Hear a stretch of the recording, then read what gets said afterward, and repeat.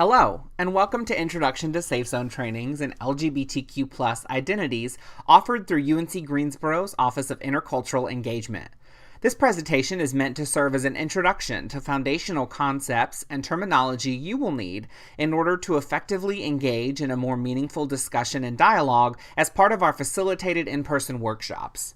To revisit or review this information at any time, just return to the Canvas page and select Modules from the left-hand sidebar. This will direct you to various pages broken down by topic area covering this content more in depth. Also on the main Canvas page, you will see quizzes on the left-hand sidebar, which can direct you to a quiz, helping you to assess your understanding of these concepts in advance of your in-person training. Safe Zone Training is hosted through the Office of Intercultural Engagement, which is housed within the larger Division of Student Affairs here at UNC Greensboro. Intercultural Engagement, or OIE, seeks to engage, encourage, educate, and celebrate intercultural and cross-cultural understandings to effect purposeful change and prepare civically proficient leaders in a diverse world. One of the ways that we do this is through our Safe Zone training program, seeking to create a network of affirming allies and advocates for our LGBTQ+ and queer-identified students and staff, making UNC Greensboro a more welcoming and accepting place for all.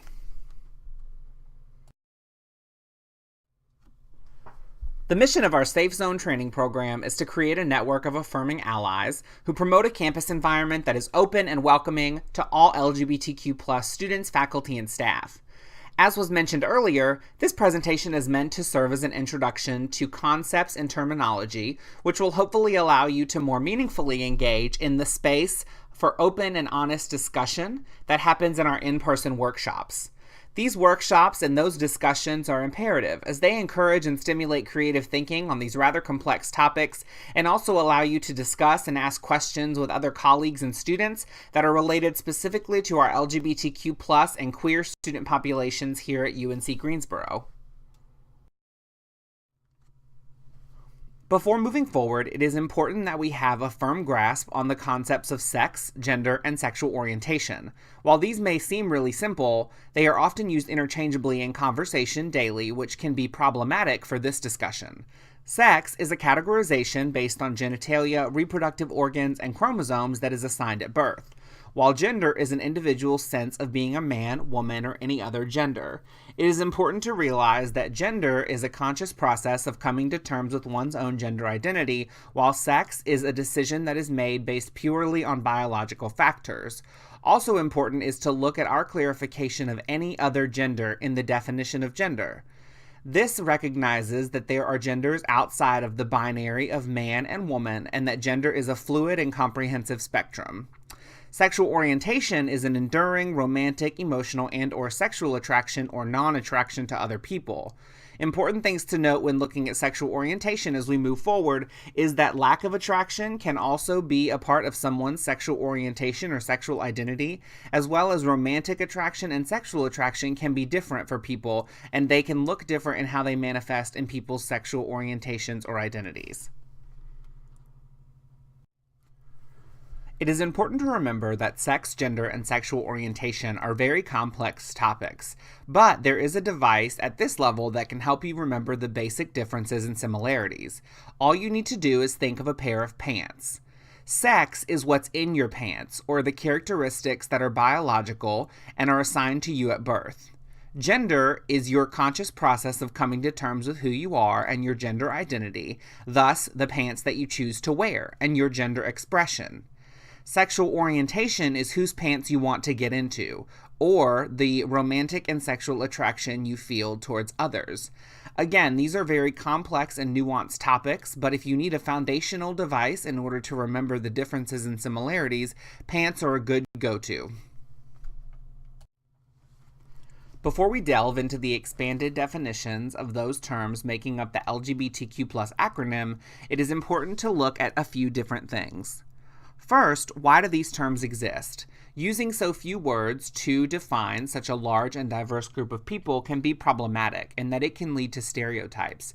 But the important place that these terms have in our society is education and raising awareness for others to build a more inclusive community, and also to serve as guideposts and communities where those who are coming to terms with their identity can find a place where they best fit and belong.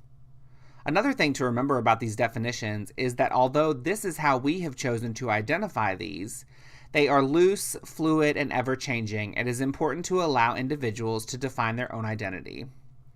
Lesbian is defined here as women who are attracted to and want to partner with other women. Gay, while it can sometimes be used as an umbrella term, is more specifically used to refer to men who are attracted to and want to partner with other men. Bisexual refers to someone who is attracted to both men and women, but to be inclusive of those that identify outside of the gender binary or in the transgender community, bisexual has grown to mean someone who is attracted to any two genders.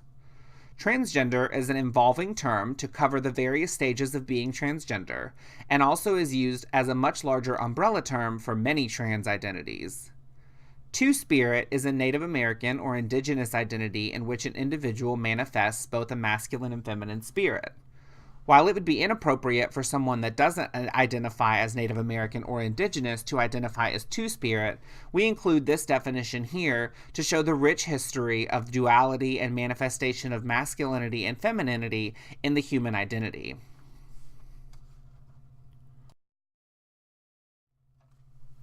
Queer, defined here as someone who does not identify as heterosexual or gender binary, is a term that can be derogatory for some individuals. Queer has recently been reclaimed by the larger LGBTQ+ community as an umbrella term covering anyone not identifying as heterosexual or gender binary.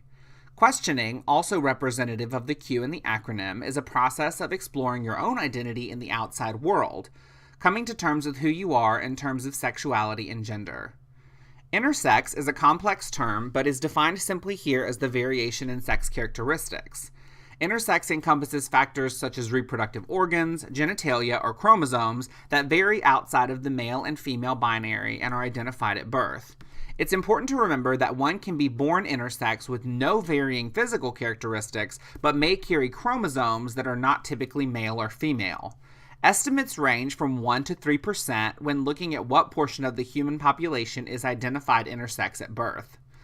Like many sexual orientations, asexual falls on a spectrum, but refers to someone who feels little to no sexual and/or romantic attraction. Pansexual refers to someone who feels attraction regardless of gender identity or biological sex. Also representative of the P in the acronym is polysexual, or someone who experiences attraction to multiple but not all genders.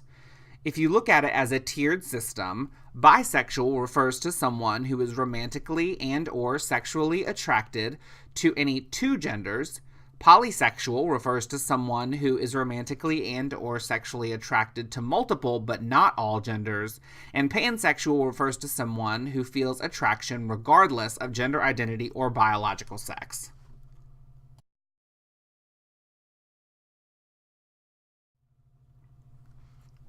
This graphic visualizes the important distinction between sexualities and genders that are present within the LGBT acronym. LGB, standing, as you know, for lesbian, gay, and bisexual, are referring to sexualities, while T is referring to genders and gender identities. This is an important distinction, as these are lumped in together in the same acronym, but can mean very different things, and also manifest differently when we're talking about things such as privilege, power, and access, a conversation that we will have more in depth in the upcoming Safe Zone training workshops you'll have in person. Considering LGBTQ+ identified students, faculty, staff, and young people in educational environments is a cornerstone of Safe Zone training. Not only is this important because UNC Greensboro is an educational institution, but looking at the impact of K-12 environments on LGBTQ+ and queer identified young people is critical. The video pictured below is available on the Canvas page and does a great job of providing some things you might want to consider when looking at discussing LGBTQ+ and queer identified people in educational environments. Take a moment after this presentation to locate the video found on the Canvas page underneath the Modules section that can be found on the left-hand sidebar and the page titled LGBTQ+ in Educational Environments. You'll be glad you did.